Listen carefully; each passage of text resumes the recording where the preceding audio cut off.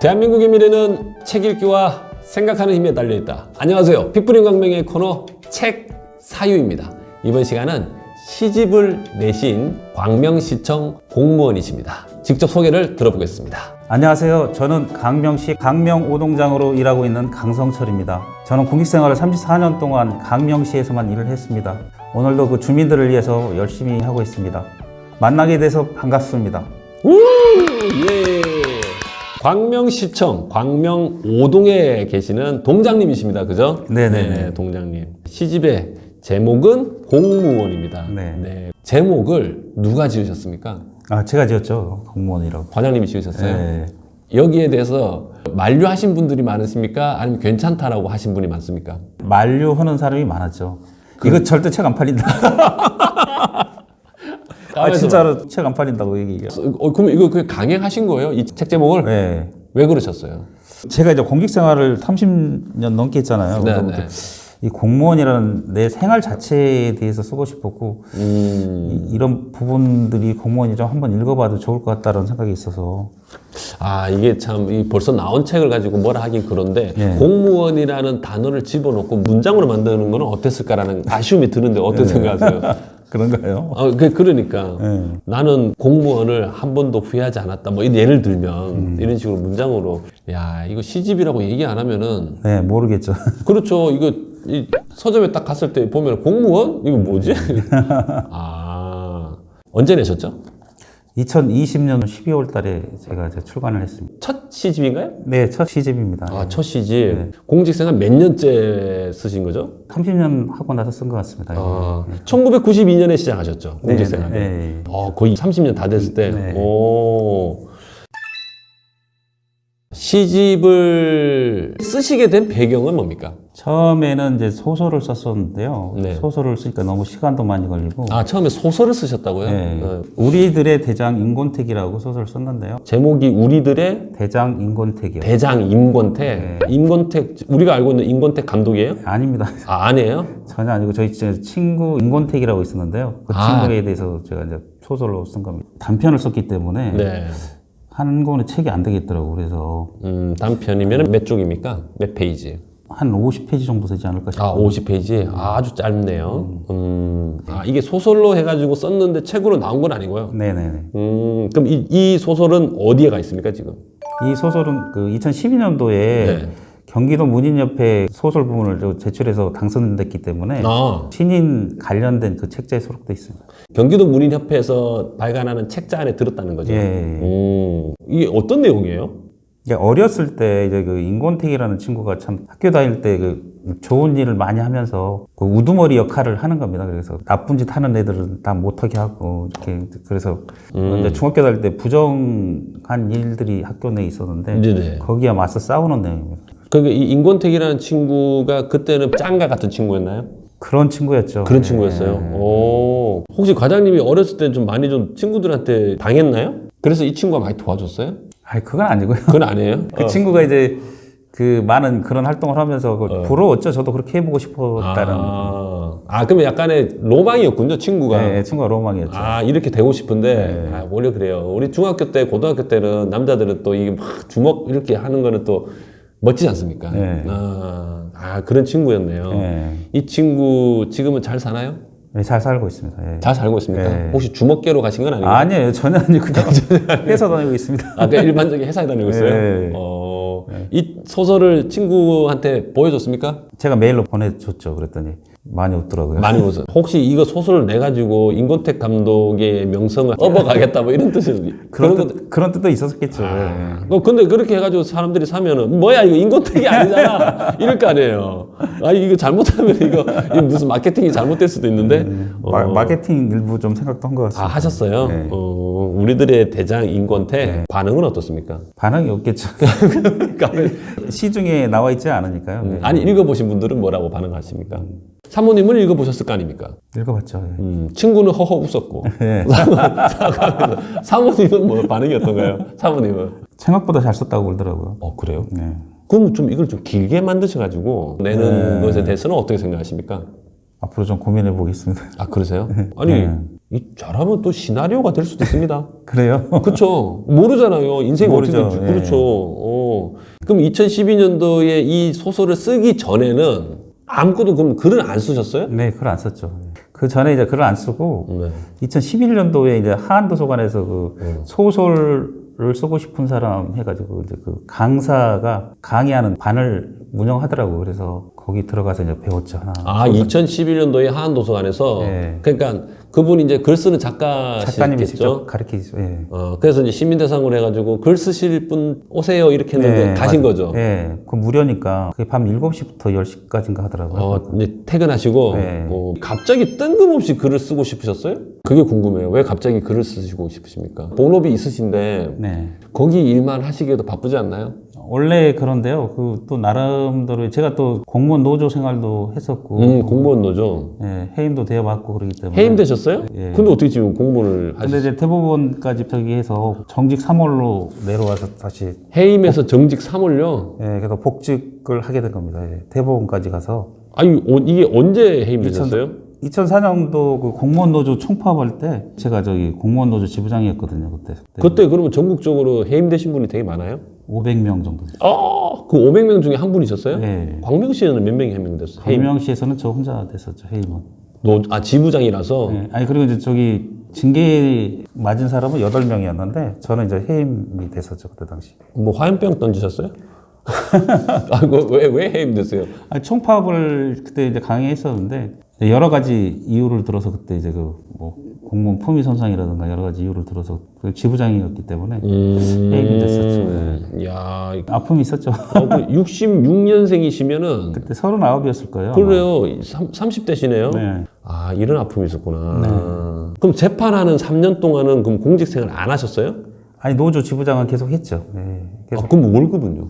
월급은 이제 공무원 노조 중앙에서 매월 이제 그 우리 봉급 받은 만큼은 받고 있었어요. 그러니까 그 시청에서 나오는 공무원 월급이 아니고 예. 노조에서 주는 거. 네. 그나마 다행이었네요. 네. 해임자들은 그때 다 공무원 노조 소속돼 있는 직원들이 2만 원인가 3만 원 정도 걷어가지고 매월. 봉급을 보전해 준 거죠. 임금을 보전. 이게 글 쓰는데 영향을 줬죠. 많이 줬겠죠. 많이 줬죠. 네. 힘드셨죠. 그 힘들고 생활 자체를 시로서 이제 표현을 한 거죠. 그러니까 심상을 표현한다고 그러잖아요. 시는. 그래서 마음의 그 상을 그대로 표현한 거니까요. 예. 복직이 되시고 나서 네네. 그냥 또 이제 생활을 하셨지만은 갑자기 이 내재되어 있는 뭔가가 이렇게 올라왔겠네요. 맞아. 계속 그 내재되어 있던 부분들이 뭔가 소설이라든가 아니면 뭔가 글로서 쓰고 싶었던 거죠. 예. 그래서 이제 2012년도부터 쓰기 시작한 거죠, 글을. 어째 보면은 해임이라는 아픔이 없었으면은 글을 안 쓰셨을 수도 있겠네요. 그렇죠. 그렇죠. 그럴 가능성도 크죠. 예. 이거를 준비하신 거는 몇 년 정도 되신 거예요, 이 책이? 한 7, 8년 되지 않았을까요? 7, 8년에 그 글들이 모여서 이 책이 나온 거예요. 네. 55편이니까 이게 7, 8년이면은 그러면은 연 몇 편 안 써져요. 그런데 한 달에 한 편이 안 되네요. 안 돼요. 예. 그러니까 이게 훅훅 써지는 게 아니군요. 썼다는 게 중요한 게 아니고요. 네. 이걸 밖으로 내보내기 위해서는 수많은 또 수정 작업을 해야 돼요. 이 안에 또 엄청난 고뇌와 그렇죠? 네. 첨삭과 이런 것들이 있었구나. 노력을 또 드리는 거죠. 예. 그럼 이 글이 이제 보면은 공무원이라는 이 제목, 네. 이 시에 보면은 총 55편의 이제 네. 시가 있는데 여기에 가장 애착이 가는 시는 뭡니까?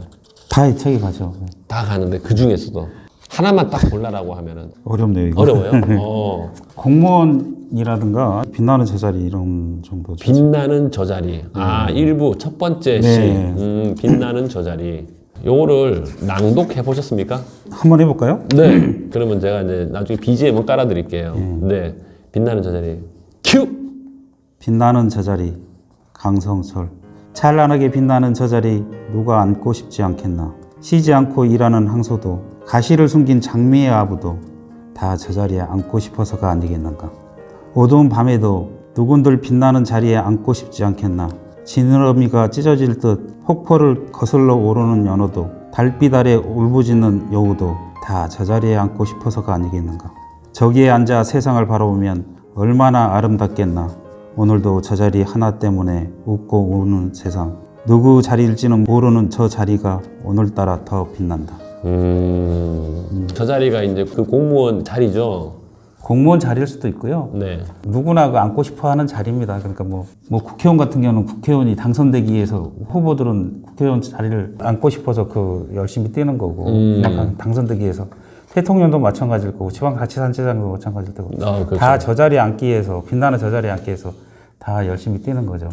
그래서 여기서 보면 또 쉬지 않고 일하는 항소도 가시를 숨긴 장미의 아부도 이렇게 자기 마음을 숨겨가면서도 이렇게 열심히 일하는 이유들, 자기 몸을 다 던져 일하는 항소 같은 사람들도 다 저 자리에 앉기 위해서들 다 열심히 일을 하는 거죠. 그 아부가 장미의 아부지만은 이제 가시는 숨겨놓고 네. 그럼에도 불구하고 이렇게 하는 이유는 저 자리에 앉고 싶어서. 그렇습니다. 예. 그러면 뭐 어떤 사기업도 해당이 되겠네요. 다 해당되는 거죠. 예.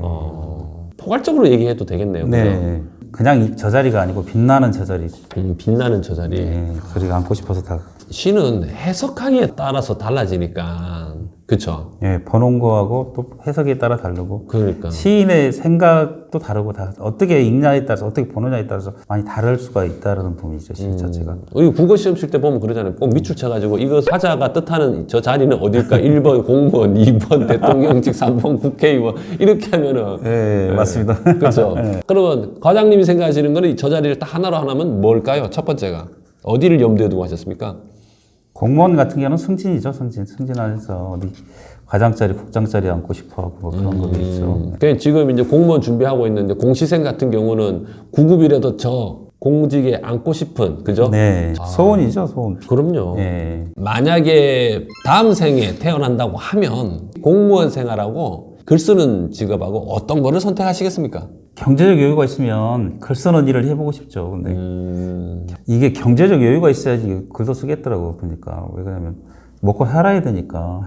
그럼 다른 말로 얘기하면 집안이 별로 형편이 안 좋았다 이 뜻이네요. 그 부모님이 좀 여유 있게 지원을. 아니 뭐 전직 대통령은 10년을 고시를 준비하셨던데. 네. 그러니까 그게 뭐 가정에서 뒤에서 서포트 안 해주면 불가능하잖아요. 불가능하죠. 그렇죠. 네. 그러니까 과장님이 만약에 아버님이 네.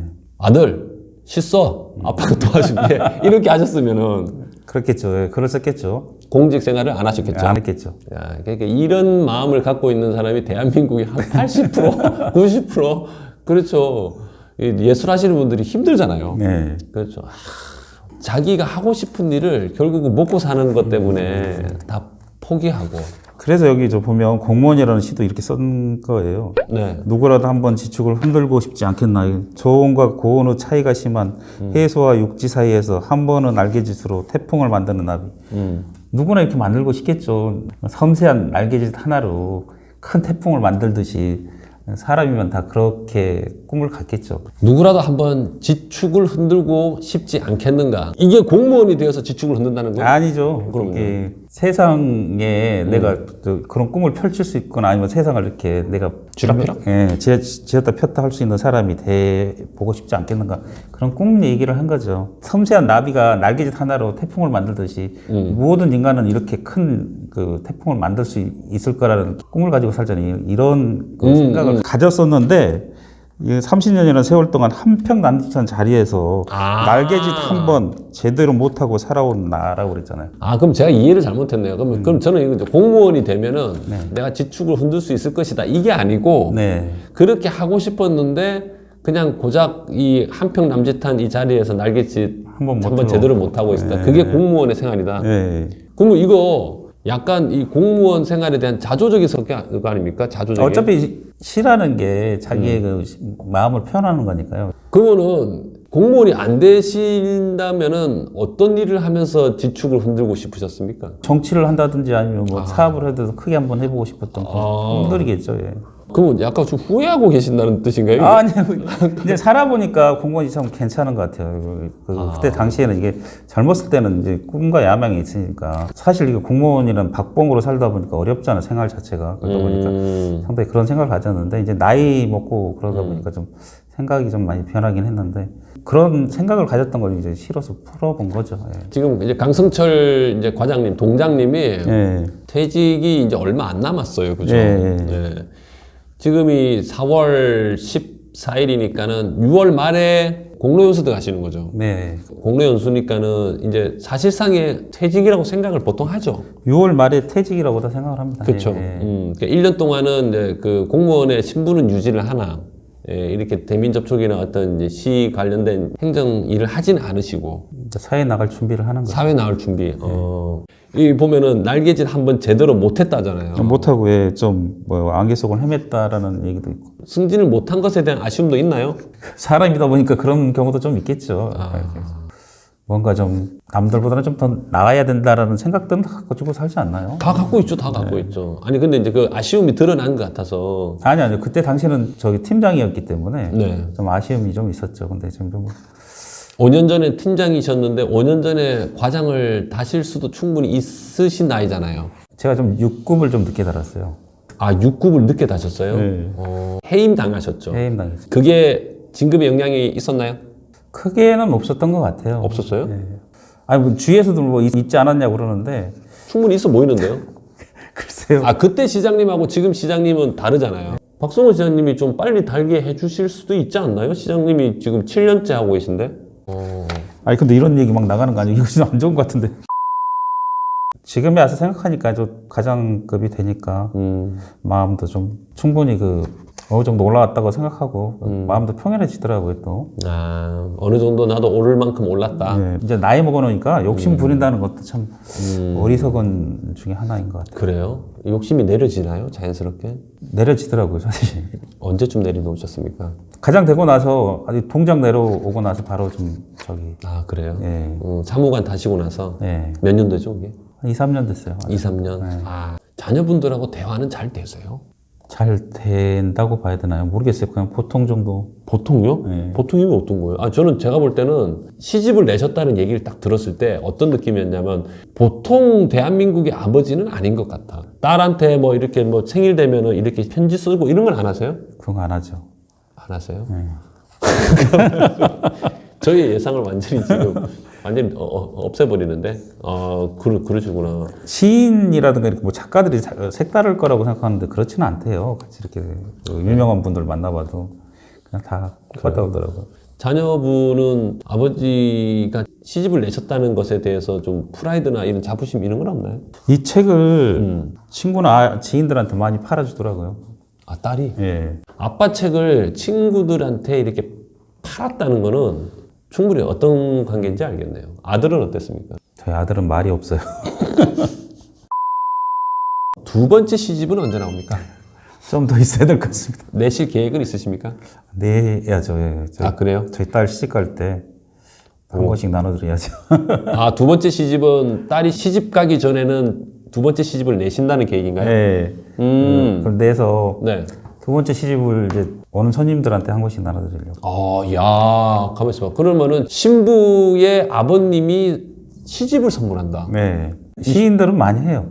제가 모르는군요. 예. 가면 많이 받아요. 결혼식장. 아, 받아보신 게 있으세요? 예. 아, 그러니까 이 시인분들, 이렇게 광명시 문인협회에 소속되어 있는 분들의 자녀분 결혼식 결혼하면 네. 그분들이 책을 이렇게 나눠준다. 예. 다 한 권씩 나눠줘요. 고객들한테. 되게 좀 색다르겠다, 느낌이. 와, 그런 분들은 대부분 다 가정이 좀 평온하죠. 평온하겠죠. 그쵸? 네. 시 쓰는 분들이 막 가정적인 폭력을 행사하고 그런 분들은 거의 없죠. 없을 겁니다. 그쵸? 네. 책을 읽고 하시는 분들이 생각을 또 많이 하시잖아요. 네. 예. 이번에 그 12월 3일 계엄 사태 이후로 제가 많은 걸 느꼈거든요. 아, 예. 예. 아, 아직도 대한민국에서 생각이 없는 분들이 이렇게 많을 수가 있나. 그렇게 생각해가지고, 뭐 정치적인 얘기는 아니지만은, 네. 저는 그런 뜻에서 책을 좀 읽었으면 좋겠다는 뜻인데, 저도 책을 냈습니다. 세계사 책. 이토록 친숙한 세계사. 2000년의 이 세계사 역사를 모았는데, 관심 있으시면 한번 보셨으면 좋겠습니다. 유튜브도 하고 네. 있으니까, 이제 유튜브 인도공. 네. 한번 대단하십니다. 말씀드리겠습니다. 앞으로의 목표는 뭐 어떤 게 있으십니까?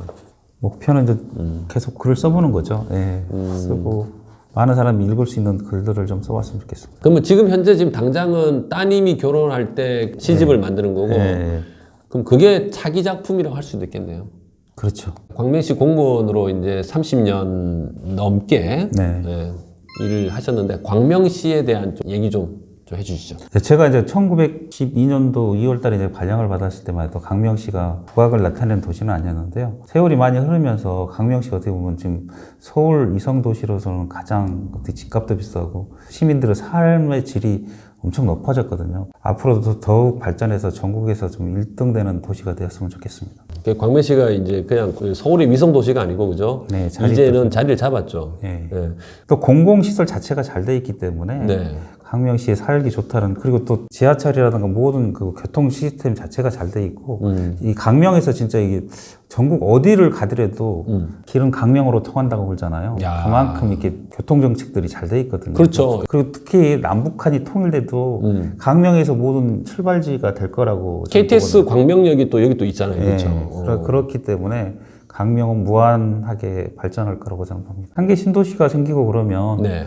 도시로서의 기능은 완벽하게 갖출 것 같아요. 그렇네요. 아, 맞습니다. 이제 광명은 잠재력이 있더라고요. 네, 성장 맞습니다. 가능성이 충분히 있고, 지금 제가 볼 때는 많은 분들이 광명을 주목할 거라고 생각합니다. 네. 네. 오늘은 광명시에서 30년 넘게 공직 생활을 하신 강성철 과장님. 근데 그 아픔을 이 글로써 이겨내시면서 그 글이 이 시로 나왔습니다. 지금 공무원 생활 하시는 분들, 그리고 또 공무원이 되고 싶은 청년들한테 한번 이렇게 또 추천을 하고 싶습니다. 보시면은 간접 경험을 하실 수 있을 겁니다. 네. 제가 볼 때는 앞으로의 그 집필 활동이 또 기대가 됩니다. 네, 네. 고맙습니다. 그 따님 결혼할 때 책 나오면은 그때 한번 또 영상 한번 또 찍고, 네. 네. 그또 추천해 주실 또 책이 있으면 또 만나서 또 영상 한번 또 찍으시죠. 네네, 아유, 고맙습니다. 네. 대한민국의 미래는 책 읽기와 생각하는 힘에 달려 있습니다. 오늘도 시청해 주셔서 감사드립니다. 지금까지 책 사유였습니다.